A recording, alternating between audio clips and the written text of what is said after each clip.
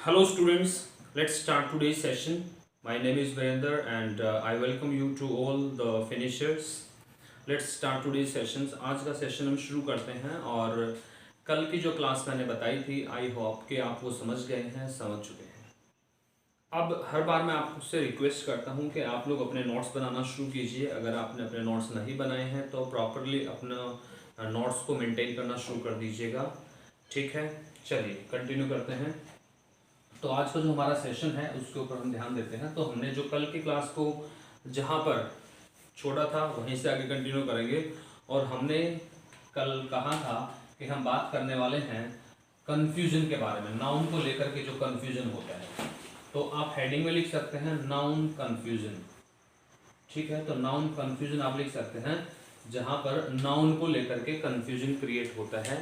तो आज हम नाउन कन्फ्यूजन की बात करने वाले हैं। ठीक है, तो क्या बात करने वाले हैं? Noun confusion.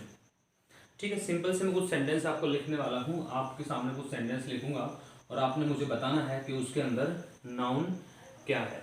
ठीक है, जैसे मैंने कहा कि अमित लव्स हिज होम।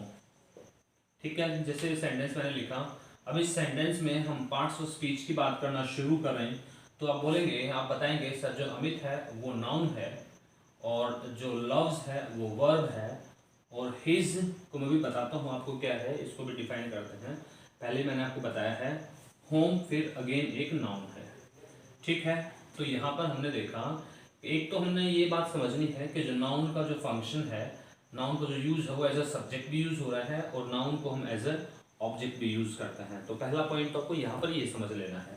क्या समझना है कि जो हमने नाउन यूज किया है, नाउन का यूज की अगर बात करें तो नाउन का यूज एक सब्जेक्ट की तरह हो गया, एक ऑब्जेक्ट की तरह हो गया। खैर हम इस पर आगे भी बात करेंगे, चलिए इसको देखते हैं। तो ये नाउन हुआ, ये वर्ब हुआ, ये नाउन हुआ और ये क्या है?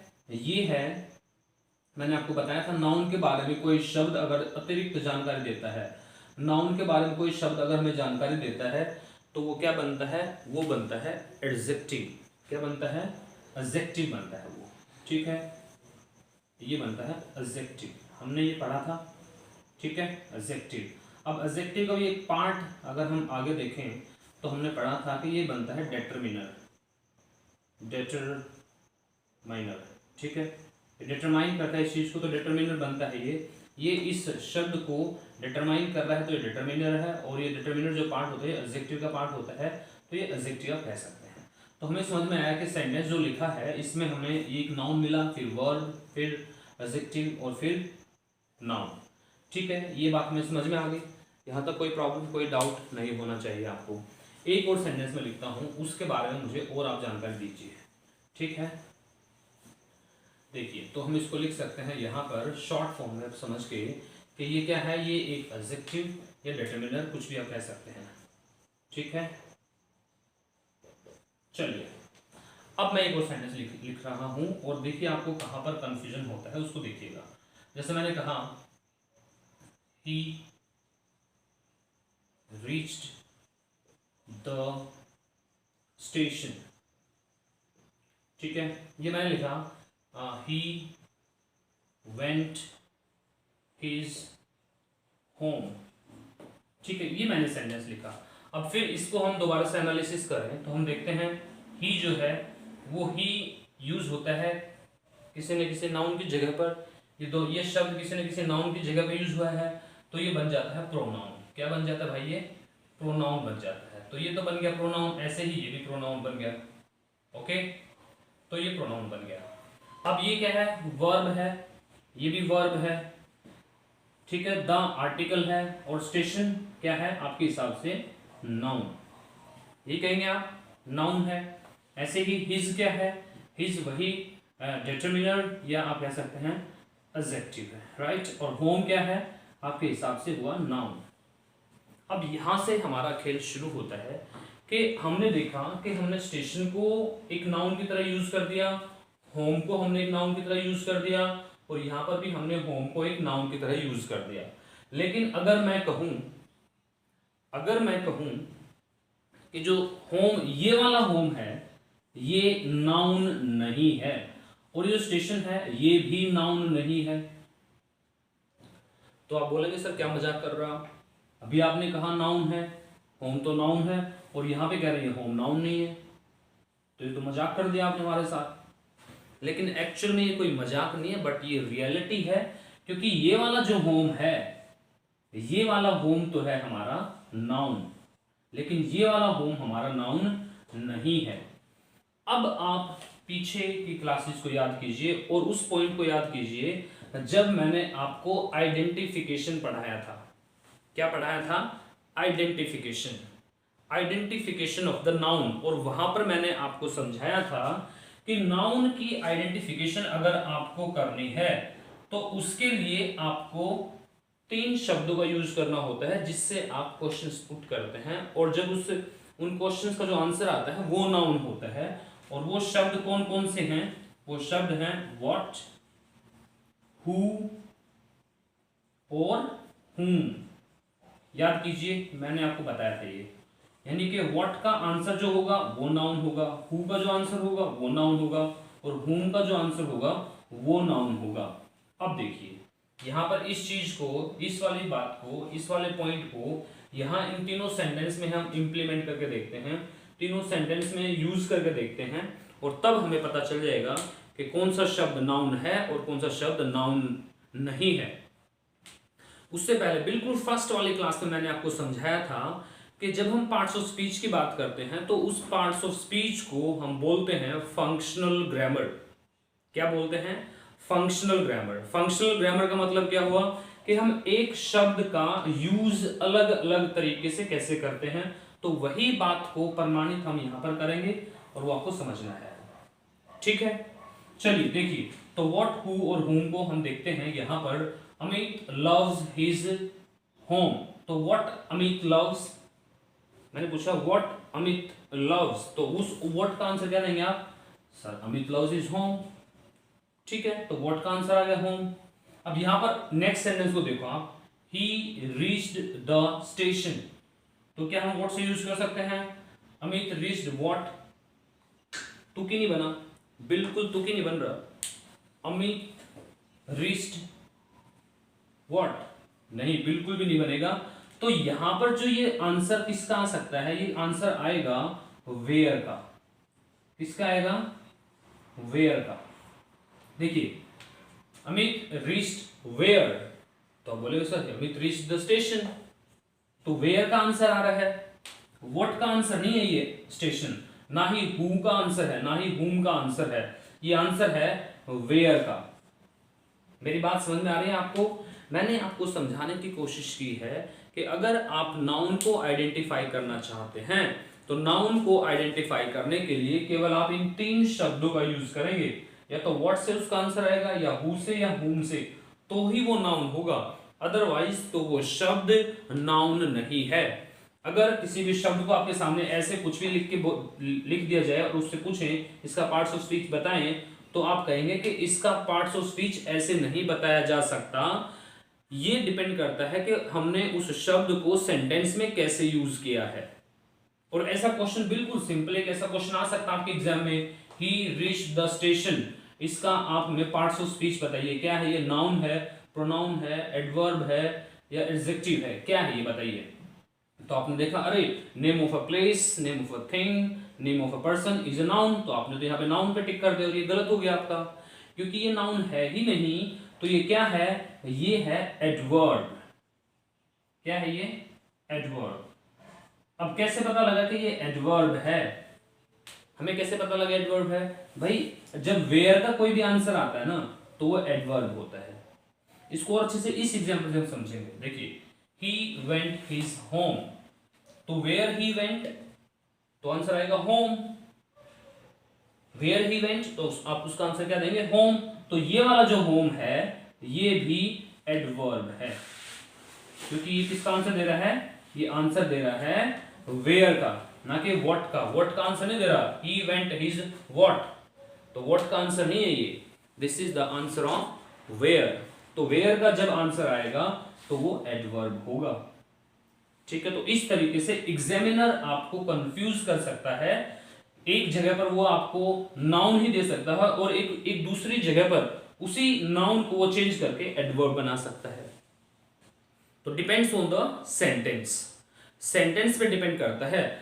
सिंपल ये ऐसे नहीं होगा कि होम का आप मुझे पार्ट्स ऑफ स्पीच बताइए क्या है ये, ऐसे नहीं आएगा। इसका यूज पे डिपेंड करेगा कि इसको यूज कैसे किया गया है। अगर यूज किया गया है नाउन की तरह तो हमें कैसे पता चलेगा कि नाउन है, तो व्हाट, हु और हुम का आंसर होगा तो ये नाउन बन जाएगा। और अगर ये आंसर है वेयर, वेयर का, या आंसर है व्हेन का, या आंसर है हाउ का, और ध्यान से समझ लीजिएगा आप, ये पॉइंट बिल्कुल ध्यान से समझना है और ये पॉइंट आपको सारे के सारे बड़े ध्यान से लिखने हैं। जब आप इनको लिखेंगे, इनको समझेंगे, इनको बोलेंगे तो ही आप अच्छे से समझ सकते हैं। तो मैंने क्या समझाने की कोशिश की कि व्हेन, वेयर, व्हेन, हाउ, इनसे जब क्वेश्चन बनता है और इनका जब आंसर आता है तो जो भी आंसर आएगा वो एडवर्ब बनेगा। देखते ना, adverb of place, adverb of time होता ना, एडवर्ब ऑफ मैनर, हमने पढ़े हैं ये, नहीं पढ़े तो हम जब एडवर्ब चैप्टर को पढ़ेंगे डिटेल में तो फिर वहां पर मैं ये सारी चीजें आपको बहुत अच्छे से एक्सप्लेन करने वाला हूं। अभी केवल हम वो चीजें समझे जो हमारे नाउन के टॉपिक के लिहाज से जो इंपॉर्टेंट है वो जो मैं आपको बता रहा हूँ। लेकिन थोड़ी सी हम एक बार सारी चीजें समझ लेंगे तो हमें बहुत आसान हो जाएगा। अब इस तरह के क्वेश्चंस आपके पूछे जाते हैं, पूछे भी गए हैं कुछ एग्जाम में, ठीक है, कि आप इसका पार्ट्स ऑफ स्पीच बताइए, तो आप वहां पर इस तरीके से कंफ्यूज हो जाते हैं। तो नाउन में आपको कंफ्यूज नहीं होना है। नाउन तभी होगा जब वो व्हाट, हु और हुम का आंसर करेगा, ठीक है। ये 3 एग्जाम्पल मैंने आपको दिए, इनको लिखें, इनको अच्छे से समझें, राइट। तो मैंने जैसे आपको बताया था फंक्शनल इंग्लिश में एक शब्द को अलग अलग तरीके से यूज किया जा सकता है और वही बनती है फंक्शनल इंग्लिश, फंक्शनल ग्रामर, जो मैंने आपको भी बताया, ठीक है। चलिए, तो इसको लिख लीजिएगा, इसको अच्छे से आप अपने पॉइंट बना करके, इंपॉर्टेंट पॉइंट बना करके इसको लिख लीजिएगा, क्योंकि इस तरीके के क्वेश्चंस पूछे जाते हैं एग्जाम में, ठीक है। चलिए, अब बात करते हैं नेक्स्ट पॉइंट की। तो नेक्स्ट पॉइंट जो है वो भी बहुत इंपॉर्टेंट है, उसको भी आप इंपॉर्टेंट करके लिख लेंगे, ठीक है। चलिए देखते हैं कि नेक्स्ट पॉइंट क्या है हमारा। तो नेक्स्ट पॉइंट में मैं आपको बताऊंगा फ्रेज के बारे में, जो कि हमने पहले कुछ पिछली क्लासेस में थोड़ा सा डिस्कस किया है, उसके बारे में थोड़ा सा हम और पढ़ने वाले हैं।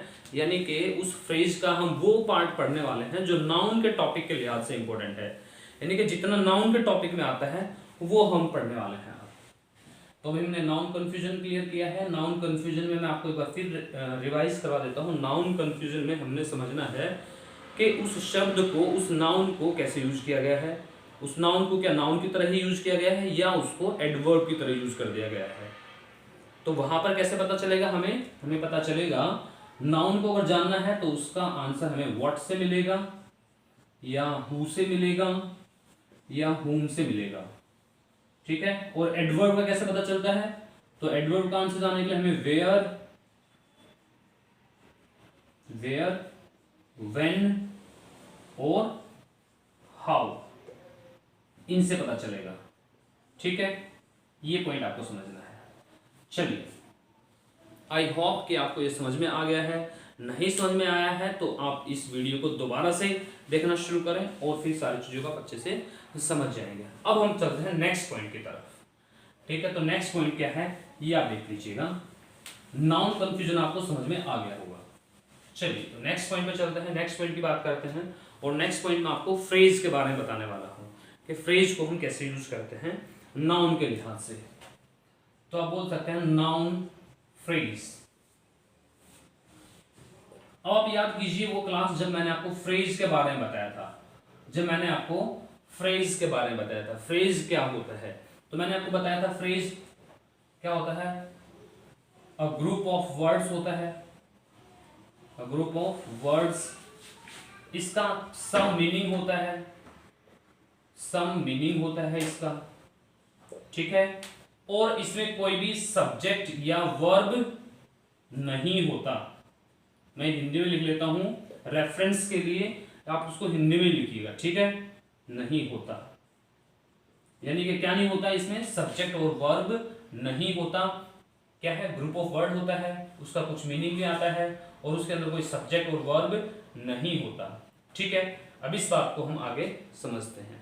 जैसे कि सेंटेंस में लिखा, एक सेंटेंस में मैंने लिखा, जैसे मैंने लिखा सागर, सागर एक मेरे फ्रेंड का नाम है, तो सागर sang my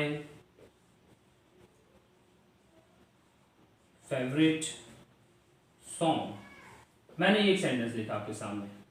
ठीक है, अब बहुत बार इस तरीके के क्वेश्चन भी आ जाते हैं, तो ध्यान से समझिएगा कि मैं आपको क्या समझाने जा रहा हूँ, मैं आपको क्या बताने जा रहा हूँ। मैंने सेंटेंस लिखा सागर sang my favorite song। ठीक है, अब यहां पर देखिए ये क्या है, ये है सब्जेक्ट और ये क्या है, वर्ब।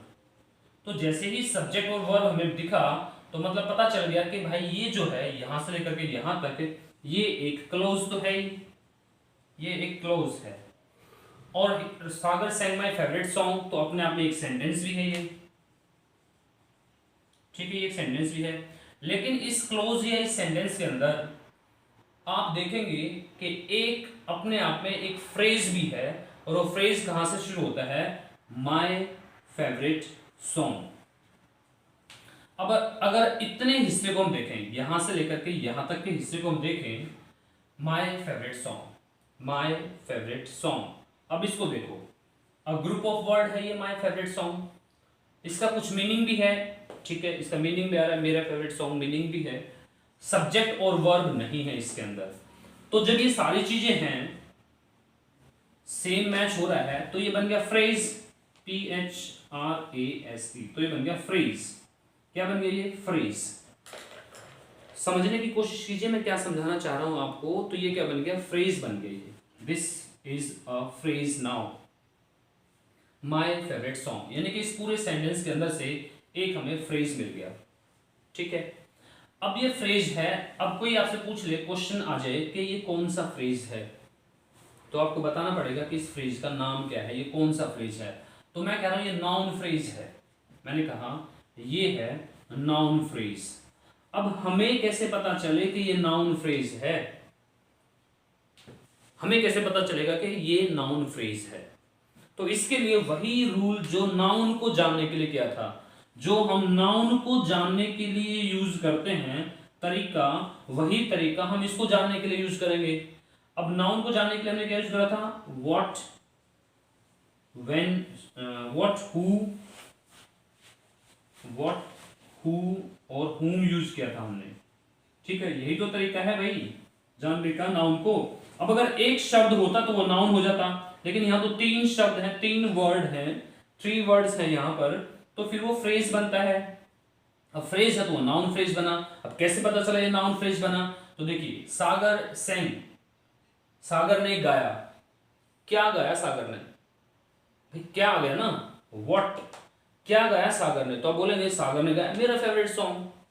तो यानी कि क्या का आंसर क्या आया, माय फेवरेट सॉन्ग, यानी कि इस व्हाट का आंसर है माय फेवरेट सॉन्ग। इस स्टेटमेंट के हिसाब से देखिए, अब यहां पर आप कुछ भी अपना दिमाग नहीं लगाना है आपको, क्योंकि मैंने बिल्कुल स्टार्टिंग में, बिल्कुल फर्स्ट क्लास में बताया था कि ग्रामर को जब आप सोल्व करना शुरू करते हैं तो ग्रामर के मैंने आपको बताया था कि 2 तरीके से हम समझते हैं, एक सब्जेक्टिव और एक ऑब्जेक्टिव। सब्जेक्टिव का मतलब क्या है कि आप अपनी अप्रोच लगाएं, अपना दिमाग लगाएं, लेकिन हमें इस ग्रामर को सोल्व करते हुए अपना दिमाग तो लगाना ही नहीं है, हमें तो एग्जामिनर के हिसाब से सोचना है कि what examiner wants to know actually. ठीक है, तो यहां पर क्या देखा हमने, सागर sang, सागर ने गाया, क्या गाया, माय फेवरेट सॉन्ग। तो क्या का आंसर क्या है, ये 3 वर्ड्स, क्या का आंसर क्या आया, ये 3 वर्ड्स आए, माय फेवरेट सॉन्ग, यानी कि नाउन हुआ ये। लेकिन एक्चुअल में नाउन ये है ही नहीं, क्योंकि नाउन तो एक शब्द होता, तो ये तो 3 शब्द हैं, तो 3 शब्द तो हमने देखा इसमें भाई सब्जेक्ट भी नहीं है, इसमें वर्ब भी नहीं है, तो ये तो फ्रेज बन गया। अब कौन सा फ्रेज बन गया, तो ये नाउन फ्रेज बन गया। बात समझ में आई, सिंपल सी बात है। नाउन फ्रेज कैसे बनता है, तो ऐसे ही बनता है, इनकी हेल्प से। ठीक है, तो ये बन गया हमारा नाउन फ्रेज। आई होप कि पॉइंट आपको समझ में आ गया होगा। तो नाउन फ्रेज की हमने बात कर ली है, नाउन फ्रेज में समझ में आ गया है अच्छे से। एक और मैं एग्जांपल आपको लिख के बताता हूं, देखिए और एग्जांपल लिखता हूं। जैसे मैंने कहा एक एग्जाम्पल और लिखता हूं, तो एक एग्जाम्पल रहा, ही बॉट अ डिसेंट और ब्लू शर्ट। अब ये एक सेंटेंस है, he bought a decent blue shirt. अब वैसे देखें तो ये क्या है, ये क्या है, ये नाउन की जगह पर कोई शब्द यूज हुआ है तो वो बन गया प्रोनाउन। देखिए मैं आपको एक एक चीज दोबारा समझा रहा हूं। ये क्या है, वर्ब, ठीक है। ये क्या है, आर्टिकल। ये क्या है और ये क्या है और ये क्या है, ये देख लीजिएगा। शर्ट क्या है, नाउन। तो नाउन के लिए जो भी शब्द यूज हुए वो क्या बन गए, सारे के सारे एडजेक्टिव, ठीक है। नाउन की विशेषता बताने के लिए जो शब्द यूज हुए वो बन गए एडजेक्टिव, ठीक है। यहां तक समझ में आया। अब हमने लिखा he bought a decent blue shirt. मैंने बोला ही बॉट क्या, ही बॉट क्या, उसने क्या खरीदा, तो आपका आंसर क्या आएगा, अ डिसेंट ब्लू शर्ट। आपका आंसर यही तो आएगा। मैंने पूछा ही बॉट क्या, उसने क्या खरीदा, तो आप बोलेंगे सर उसने एक डिसेंट ब्लू शर्ट खरीदी, तो यानी कि उसका आंसर आएगा ये। अब ये देखें तो व्हाट का आंसर जो होता है, जो व्हाट का आंसर होता है वो एक्चुअल में नाउन होता है, ठीक है जी। तो ये नाउन होना चाहिए। अब हमने इसको देखा रहा है, ये नाउन तो नहीं है क्योंकि यहाँ तो चार शब्द हैं, तो चार शब्द हैं तो ये कुछ ना कुछ अलग कुछ और चीज बनेगी। तो हमने देखा इसमें कोई भी सब्जेक्ट भी नहीं है इसमें, और इसमें कोई भी वर्ब भी नहीं है। तो जब सब्जेक्ट और वर्ब नहीं है इस ग्रुप ऑफ वर्ड में, तो यानी कि वो फ्रेज बन गया। और फ्रेज कौन सा बन गया, नाउन फ्रेज बन गया, क्योंकि व्हाट का आंसर आ रहा है। तो that is why it becomes a noun phrase. और ऐसे क्वेश्चन पूछा जा सकता है कि ये कौन सा फ्रेज है या क्लोज है या क्या है, तो आपको पता चल जाएगा, देखते ही पढ़ते पता चल जाएगा कि ये व्हाट का आंसर है, तो ये बन गया नाउन फ्रेज। क्या बन गया भाई, ये नाउन फ्रेज। बहुत आसान है, इजी है।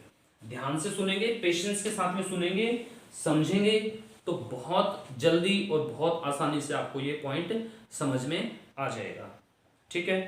तो हमारा समझ में हमें आता है कि ये नाउन फ्रेज बनता है। चलिए अब इससे आगे पढ़ना शुरू करते हैं। अब नाउन फ्रेज होता है क्या, कुछ और भी फ्रेज होते हैं क्या, क्या फ्रेज और भी अलग अलग टाइप के होते हैं क्या, क्या उनका अलग अलग और भी कुछ प्रकार होता है क्या, तो हाँ बिल्कुल होता है। तो वो कौन से होते हैं, तो मैं यहाँ पे लिख देता हूँ। देखिए नाउन फ्रेज हमने लिखा है, तो नाउन फ्रेज हमने पढ़ लिया अभी, ठीक है। इसके अलावा एडजेक्टिव फ्रेज भी होते हैं, एडजेक्टिव फ्रेज। इसके अलावा एडवर्बियल फ्रेज भी होते हैं, एडवर्बियल फ्रेज भी होते हैं। तो नाउन फ्रेज होते हैं, एडजेक्टिव फ्रेज होते हैं और एडवर्बियल फ्रेज भी होते हैं। तो ये हमें समझ में आ गया है।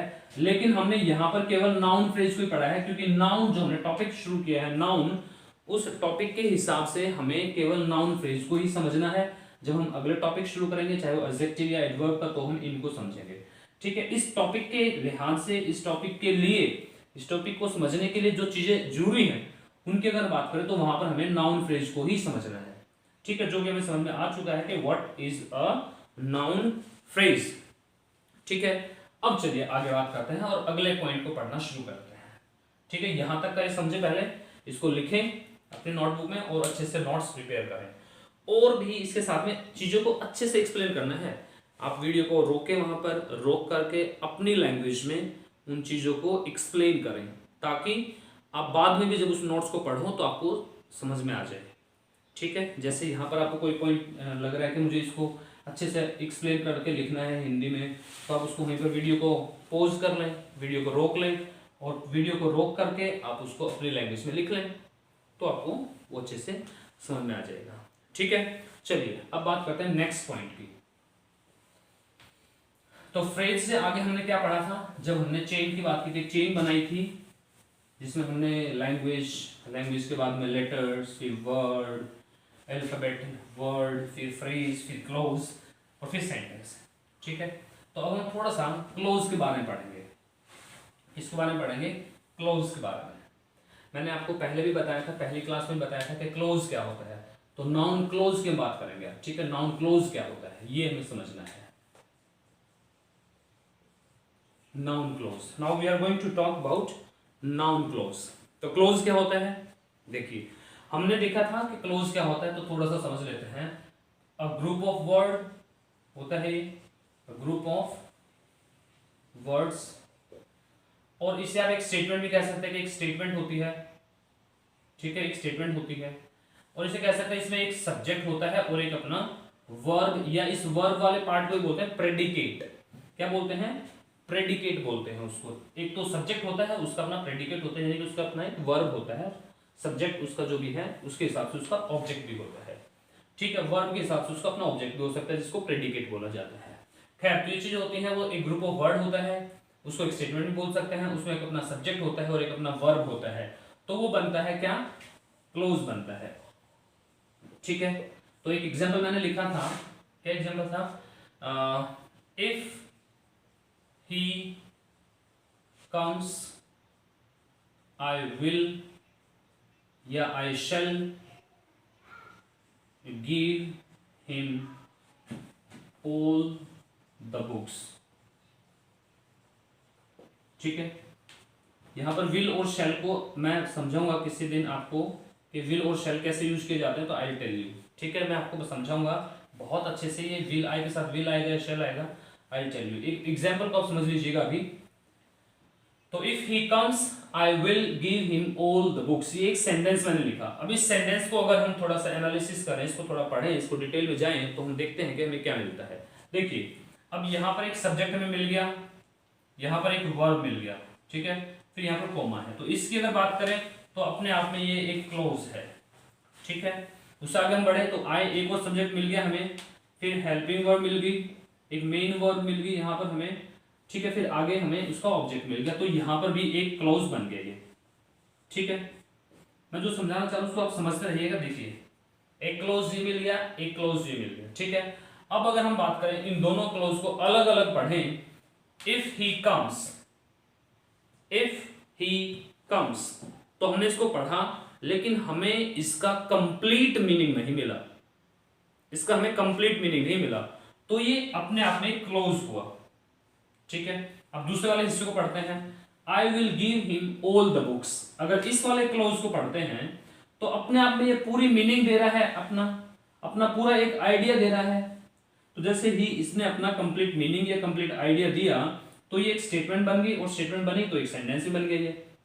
तो अपने आप में ये एक सेंटेंस भी बनता है, ठीक है, क्योंकि ये अपना कंप्लीट मीनिंग दे रहा है, अपना आइडिया ये पूरा पूरा रिप्रेजेंट कर रहा है, अपना पूरा आइडिया दे रहा है, तो ये एक सेंटेंस भी बनता है, ठीक है। लेकिन एक्चुअली में ये क्लोज है, ये भी एक क्लोज है, और ये वाला क्लोज सेंटेंस नहीं बन सकता, लेकिन ये वाला क्लोज सेंटेंस बन सकता है, क्योंकि अपना मीनिंग कंप्लीट दे रहा है। अब इस क्लोज को हम अलग से पढ़ें तो हमने देखा ये वाला क्लोज जो है अपना मीनिंग कंप्लीट करने के लिए किसी दूसरे क्लोज पर या शब्दों पर डिपेंड करता है। तो ये कैसा क्लोज बना, ये डिपेंडेंट क्लोज बना भाई। कैसे बना, डिपेंडेंट। तो ये एक डिपेंडेंट क्लोज बना, इसको डिपेंड रहना पड़ता है अपना मीनिंग कंप्लीट करने के लिए। लेकिन अगर इस वाले क्लोज की बात करें तो ये एक ऐसा क्लोज है जिसको अपना मीनिंग कंप्लीट करने के लिए किसी भी दूसरे शब्दों की या किसी की जरूरत नहीं है। तो ऐसे क्लोज को बोला जाता है इंडिपेंडेंट क्लोज, ठीक है। क्या बोला जाता है, इंडिपेंडेंट क्लोज। तो ये क्या बना भाई, ये इंडिपेंडेंट क्लोज बना। तो डिपेंडेंट क्लोज बना यानी कि इसको अपना मीनिंग कंप्लीट करने के लिए और शब्दों की जरूरत पड़ती है, इस वाले पार्ट के ऊपर डिपेंड रहना पड़ा इसको। लेकिन इस वाले पार्ट को किसी पर डिपेंड रहने की जरूरत नहीं है, तो ये बनता है इंडिपेंडेंट क्लोज। यहां तक बात समझ में आई। अब इसी बात को हम आगे बढ़ाते हैं, और आगे बढ़ाने के लिए मुझे ये रब करना पड़ेगा, तो आप इसको लिख लीजिएगा एक बार, ठीक है। फिर हम इसी बात को आगे बढ़ाते हैं और इस पॉइंट को और अच्छे से हम समझते हैं, ठीक है। चलिए, तो इसको लिख लीजिएगा, इसको समझ लीजिएगा। अब आगे बढ़ते हैं। आगे बढ़ने के लिए अब मैं आपको थोड़ा सा इसके बारे में और डिटेल बताना चाहता हूं कि किस तरह के क्वेश्चन पूछे जा सकते हैं या क्वेश्चन पूछे जाते हैं, ठीक है। अब हम कुछ क्वेश्चंस की बात कर रहे हैं कि किस तरीके से क्वेश्चंस पूछ सकता है एग्जामिनर, वो कैसे गुमराह करने की कोशिश करता है, ठीक है। चलिए, तो एक एग्जाम्पल है, मैं एग्जाम्पल आपको बताता हूं। एग्जाम्पल है एग्जाम्पल हम लिख सकते हैं।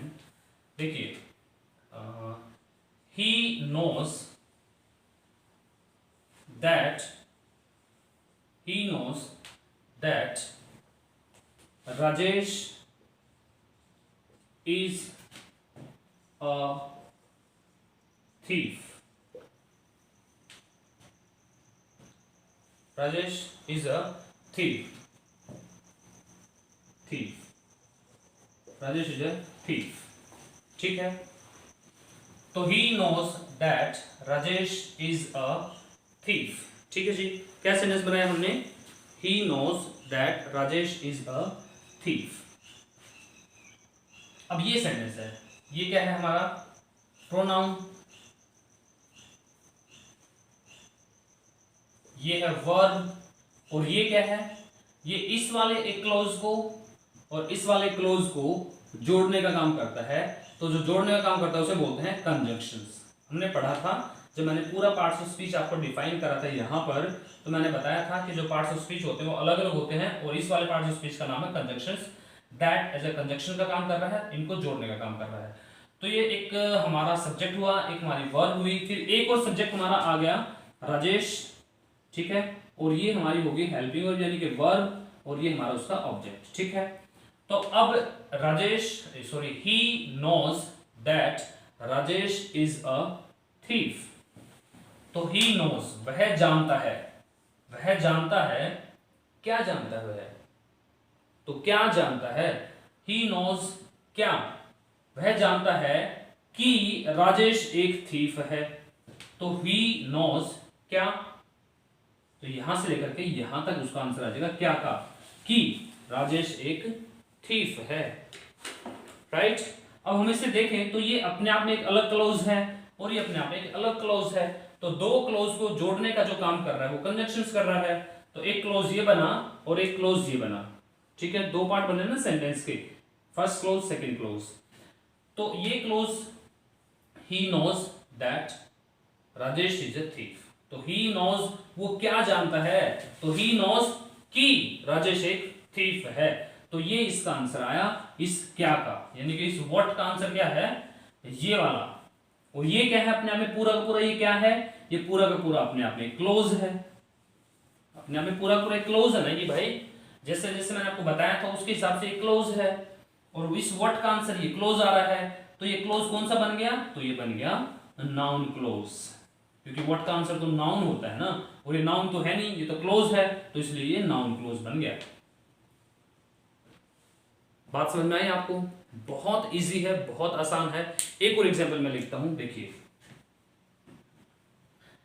I know that he has gone.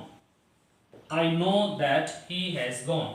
तो मैं जानता हूं, मैं क्या जानता हूं? कि वो जा चुका है। तो ही यहां पर क्या है? एक सब्जेक्ट है, और यहां पर क्या है? ये वर्ब, यानी कि ये हेल्पिंग वर्ब है लेकिन वर्ब की तरह ही काम करती है। तो सब्जेक्ट वर्ब एक अलग हो गया, एक सब्जेक्ट और एक वर्ब अलग हो गया। तो एक क्लोज ये बना और एक क्लोज ये बना। तो ये क्लोज यानी कि मैं बोलूं कि मैं जानता हूं, मैं क्या जानता हूं? ये मेरे से कोई पूछे आप क्या जानते हो, तो मैं कहूंगा मैं जानता हूं कि वो कहां जा चुका है, कि ही हैज गॉन। तो ये वाला जो पार्ट हुआ, ये वाला जो हिस्सा हुआ, ये बना एक क्लोज। तो ये कौन सा क्लोज बना? ये बना नाउन क्लोज। कैसे बना नाउन क्लोज? क्योंकि ये उस व्हाट का आंसर है। ठीक है, ये उस व्हाट का आंसर है। राइट, तो ही दैट ही हैज गॉन, तो ये क्लोज बना, और ये उस व्हाट का आंसर, तो इसलिए नाउन क्लोज बना। अब क्या ये क्लोज नाउन क्लोज ही होते हैं? नहीं, इसके भी अलग अलग टाइप होते हैं, तो उसको हम पढ़ेंगे। और वो टाइप कौन कौन से होते हैं देखिए। एडजेक्टिव क्लोज होता है, एडजेक्टिव क्लोज होता है, ऐसे ही एडवर्बियल क्लोज होता है, एडवर्बियल क्लोज भी होता है। ठीक है, अब हमने इनको अभी पढ़ने की जरूरत नहीं है, क्योंकि हमने इस टॉपिक के हिसाब से जो चीज समझनी थी बस वही समझनी है। उसके बाद हम जब इन टॉपिक्स को करेंगे तो वहां पर इस और तरीके की जो क्लोज है उनको हम वहां पर डिस्कस करेंगे। ठीक है, तो आई होप कि आपको आज का जो मैंने पॉइंट्स बताए हैं वो आपको समझ में आ गए होंगे। बिल्कुल क्विकली मैं आपको ये सारी चीजें एक बार रिवाइज करवा देता हूँ कि मैंने आज क्या क्या पढ़ा है, क्या क्या पढ़ाया है। देखिए, मैंने आपको पढ़ाया, पहले मैंने आपको पढ़ाया कि कंफ्यूजन कैसे आता है नाउन में। तो कंफ्यूजन का सॉल्यूशन मैंने बताया कि अगर व्हाट, हु और whom का आंसर है वो, तो वो हमारा नाउन है। लेकिन अगर वो आंसर व्हेन, वेयर या हाउ का है तो वो हमारा नाउन नहीं है, वो हमारा एडवर्ब बन जाता है। तो एग्जामिनर आपको वहां पर कंफ्यूज कर सकता है इस तरीके से। तो आपको उसका आंसर जैसे मैंने बताया वैसे सोल्व कर देना है, ठीक है। उसके बाद में मैंने फिर आपको थोड़ा सा रिवाइज करवाया फ्रेज के बारे में, और फिर आपको थोड़ा सा रिवाइज करवाया क्लोज के बारे में। तो अलग अलग तरीके से क्लोज कैसे बनते हैं, अलग अलग तरीके से फ्रेज कैसे बनते हैं, क्या वो नाउन फ्रेज है, क्या वो नाउन क्लोज है, तो उसकी आइडेंटिफिकेशन मैंने आपको बताई, उसको सोल्व करने का तरीका मैंने आपको बताया। तो आज की क्लास में मैंने ये सारी चीजें आपको बताई हैं, and I hope that you all have understood this, and I hope कि आपको यहाँ पर इन चीजों को लेकर के कोई भी प्रॉब्लम नहीं आएगी। तो this is all from my side, और आप अपने कमेंट सेक्शन में इन चीजों के बारे में लिखिए अगर कुछ भी समझ में नहीं आता है, ताकि मैं आपको अगली क्लास में वो चीजें क्लियर करा सकूं, ठीक है। तो this is all, bye bye, have a nice day, enjoy and take care, bye bye.